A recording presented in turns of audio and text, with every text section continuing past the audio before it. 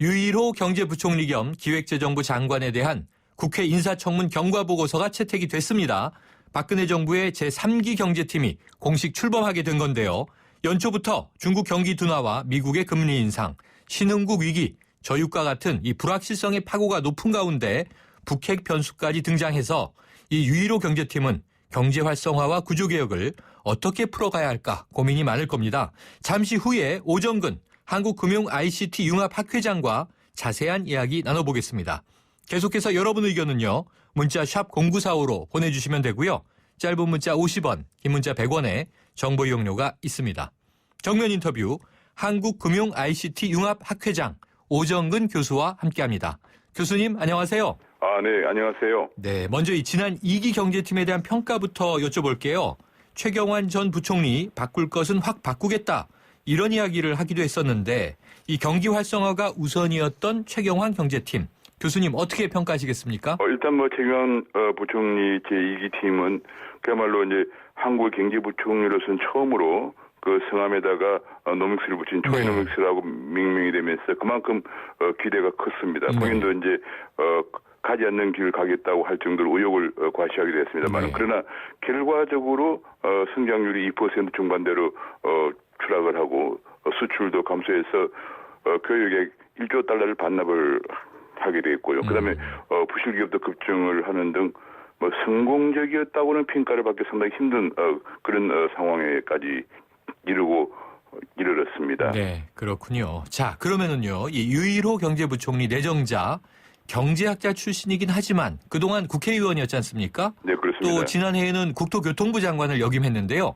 교수님은 어떤 인물로 보고 계세요? 제가 이제 국토교통부 장관은 한 8개월밖에 재임을 하지 않았기 때문에 그러나 그 8개월 동안을 보니까 그 뉴스테이 같은 그런 업적도 있었습니다. 그러나 전반적으로 보면 그 당시에 가뭄 극복을 위한 대책이라든지 혹은 물류 같은 그다음에 그 산하의 공공기관들의 계획이라든지 이런 부분에 관해서 좀 적극적인 대책은 크게 많이 적지 않았으나 하는 그런 생각이 들었고요.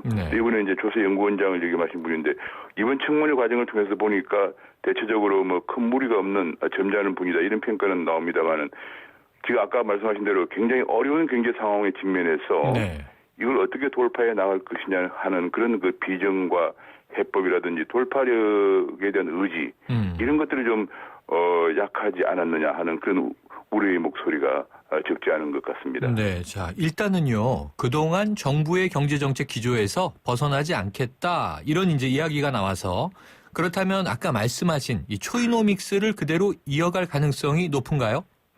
제가 보기에는 이제 그 청문회에서 말씀하신 걸 보면은 초이노믹스의 계승이 아니라 박근혜 정부의 경제 정책을 유지하는 것이다라고 했습니다. 제 생각으로도 초이노믹스가 그렇게 성공적인 결과를 가져오지 못하고 있었기 때문에 예를 들면 이제 우리 원화 가치가 엔화에 대해서 한 60%나 절상된다든지 그다음에 투자 환경 개선보다는 소득 주도 성장론 같은 주장을 하게 되면서 사실상 상당히 경제가 어려워지는데 물론 이제 글로벌 요인도 있습니다만은 그런 정책적인 그런 문제점도 있었기 때문에 유일호 신임 장관이 초이노믹스 계승보다는 박근혜 정부의 경제 정책을 유지한다 이런 얘기를 하셨거든요. 그러면 이제 그 박근혜 정부의 경제 정책이 무엇이냐? 이것이 이제 요약하면은 이제 경제 핵심 3개년 계획.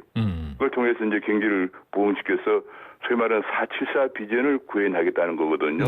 성장률, 잠재 성장률 4%, 고용률 70%, 그다음에 3원 달러를 내다보는 그런 소득 수준을 2017년에 가져가게 됐는데 지금 여건을 보면 상당히 만만치 않은 그런 도전이 될 것으로 보여져서 초이노믹스보다는 좀 더 다른 그 새로운 정책 대안이나 방향이 나와야 할 것으로 저는 생각을 하고 있습니다. 지금 말씀하신 것처럼 뭔가 획기적인 전환이 없으면 쉽지 않아 보이는데요. 자, 이 중국발 충격에다가 얼마 전엔 또 북한 핵실험이 있었고요. 산적한 현안이 참 많습니다. 이 경제 상황이 상당히 어려운 시점에 경제 수장을 맡게 된 건데요. 자, 가장 먼저 챙겨야 할 부분은 무엇이라고 좀 권고해 주고 싶으세요?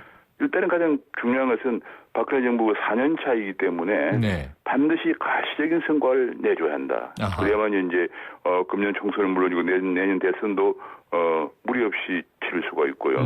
그러기 위해서 이제 가시성과를 내기 위해서 첫 번째 가장 중요한 것이 일단은 경제가 위기 상황이 되면 안 되기 때문에 과거 우리가 미국 금리 인상기라든지 이런 때 97년 또는 2008년 때 우리 위기를 겪었습니다. 그래서 반드시 이번엔 그런 일이 또 그다음에 97년에 2007년 대선이 있었거든요. 네. 이것이 예사로운 그 우연이 아니기 때문에 이런 위기가 다시는 오지 않도록 그야말로 만반의 대비를 가지고 대책을 강구하는 것이 가장 급선무다 이렇게 생각하고 있습니다. 만반의 대비가 필요하다 이렇게 말씀 주셨는데요.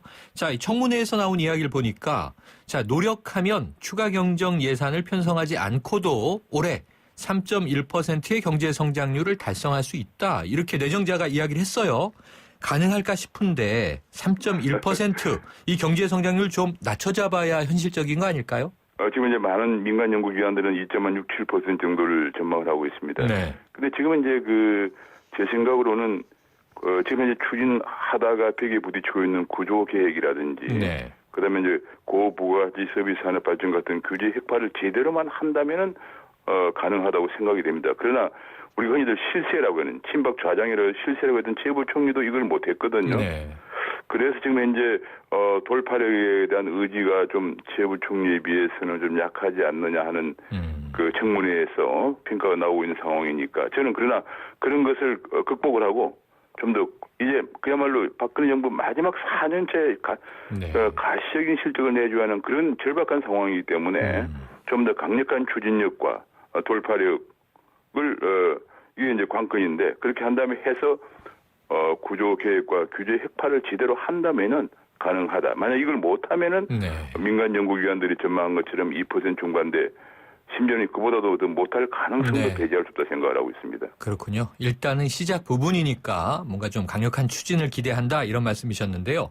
자, 아까 말씀하신 대로 경제학자로서도 좀 조세 전문가 아닙니까? 네, 그렇습니다. 그런데 이제 이 정부 기조와 일관되게 일단 증세 계획은 없다 이렇게 선을 그었죠. 네. 그런데 지금 이 재정이 부족한 상황이잖아요. 네, 그렇습니다. 결국 이 임기 후반에 증세 검토하게 될까요? 어떻게 보세요? 제 생각으로는 그래서 이제 만약에 현 정부의 기조를 유지하려면은 그냥 말로만 해서는 안 되고 지금 재정 적자가 늘어나고 국가 부채가 늘어나고 있는 상황이기 때문에 그러면 곧 이제 재정 위기로 가는 거죠. 그래서 그렇게 않으면서 증세를 하지 않으려면 첫째로는 지출 면에서 과도한 복지라든지 과도한 보조금 같은 구조조정을 해야 되고요. 세입 면에서도 너무나 많은 그 근로소득자들이 세금을 안 내고 있는 그런 그 문제점들을 시정하는 넓은 세우는 넓게 하고 세율은 낮게 가는 이런 그 조세의 기본 원칙을 충실히 하면 가능할 수도 있겠는데 과연 이것이 정치적인 그런 그 저항을 극복해서 과도한 복지나 보조금에 같은 그 지출 구조 조정 또 세입 구조 조정을 할 수 있을 것인지 이것이 관건이라고 생각을 합니다. 증세 안 하려면 이런 것을 해야만이 되고 만약 증세도 안 하고 이런 것도 안 하면은 국가 부채가 더 증가해서 재정 위기에 하나의 그 단초가 될 수 있다 생각을 하고 있습니다. 네, 성장의 동력도 마련해야 되고 지금 말씀하신 대로 국가 재정도 관리를 해야 되는 상황인데 자 결국 이제 아까 계속 획기적인 뭔가 또 강력한 추진 필요하다고 말씀 주셨지만 이게 대내외 리스크에만 지금 대응해서 될 문제가 아니고 말씀하신 대로 좀 장기적인 시계를 가지고 우리 경제의 기초를 좀 탄탄히 해야 되는 것도 유일호 경제팀의 과제일 것 같은데요. 그렇다면은 이게 초이노믹스 하면 기억나는 게 지난해에 주로 부동산 경기 부양하고 추경 예산 같은 거 아닙니까? 그렇습니다. 그럼 어떤 좀 획기적인, 어떤 강력한 새로운 뭐가 좀 담겨야 한다고 보세요? 저는 일단 두 가지를 주문드리고 싶습니다. 이번에 그 새 출범을 하시기 때문에 첫 번째로는 지금같이 원화가 엔화에 대해서 60%나 절상이 되어 있는 다시 말하면 그 쉽게 얘기하면 그냥 글로벌 시장에서 우리나라 상품과 일본 상품이 한국 상품 60% 가격을 더 올려받아야 되는 상황이니까 안 팔리는 거죠. 수출이 그래서 안 된 거거든요. 그런 문제에 관해서 환율 정책과 외화 유동성 확보를 위기에 대응해서 충분히 해야 되고 그다음에 그런 거시정책과 더불어서 지금 굉장히 어렵겠지만은 노동계획 같은 구조개혁 그다음에 고부가가치 서비스 산업에 대한 규제 혁파 이런 미시정책 거시정책과 미시정책을 과감하게 돌파해 나가야 된다. 지금 이제는 좌고 우면할 시기다 하는 걸 인식을 하고 좀 과감하게 돌파해 나가 주시기를 정말 진심으로 당부를 드립니다. 알겠습니다. 교수님 끝으로 짧게 여쭤볼게요. 이 가계부채에 대해서 말이죠. 유일효 경제부총리 내정자와 이주열 한국은행 총재가 좀 인식이 엇갈린다 이런 지적이 나오는데 유일효 내정자는 아직 가계부채가 관리 가능한 수준이다 그랬는데 이거 어떻게 보세요? 저는 뭐 일단 가계부채는 현재 가처분 소득 대비 가계부채가 174%인데 이게 정상적인 것이 110% 미만이라 되거든요. 네. 그다음 GDP 대비해도 94%인데 OECD 평균 75%입니다. 이것은 네.